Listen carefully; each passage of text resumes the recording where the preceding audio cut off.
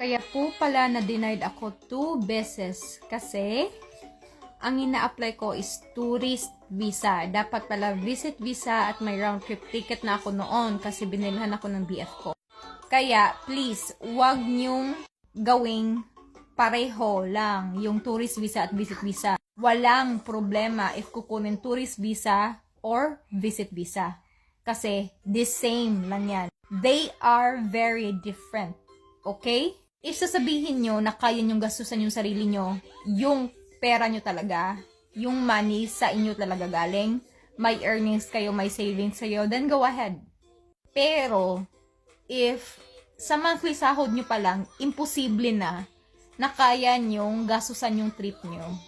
Tapos sasabihin nyo, hindi, may pera ako, may 500,000 ako. Saan galing yung pera mo?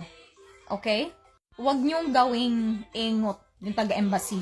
Kesyo, tourist visa lang kasi ganito, unti lang yung kailangan. Tapos tourist visa kasi naman, mas easy. Stop imagining na easy lang ang tourist visa. Stop imagining na kesyo, meron na kayong pera, tapos ganito may ticket na makakapasa na kayo. Kahit na binilhan nyo pa yung ticket, kahit na yung ticket yan lang yung binili, still may gumastos pa din sa inyo. So, kailangan nyo ding sabihin yan sa papeles nyo. Kailangan nyo pa din kumuha ng mga documents sa gumastos ng ticket nyo. Yung pinaka-simple na reason bakit kayo nadi-denied, wrong visa. Pagkita pa lang, may ibang gumastos, automatic denied. Kasi, bakit kumuha kayo ng tourist visa when in fact, may gumastos naman. So, next time, yung kunin mo visit visa, lalo na if hindi lang yung ticket yung ginastusan ng partner mo, may mga ibang mga padala pa din siya, doon ka magsistay, mga ganyan, visit visa po yan.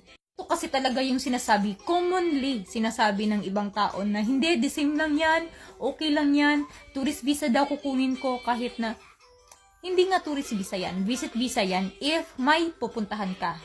Jowa mo man, relative mo, ate mo, nanay mo, if magbibisita ka, may pupuntahan ka, may gagastos sa'yo, visit visa na yan. Matic visit visa. Hindi yung tourist visa.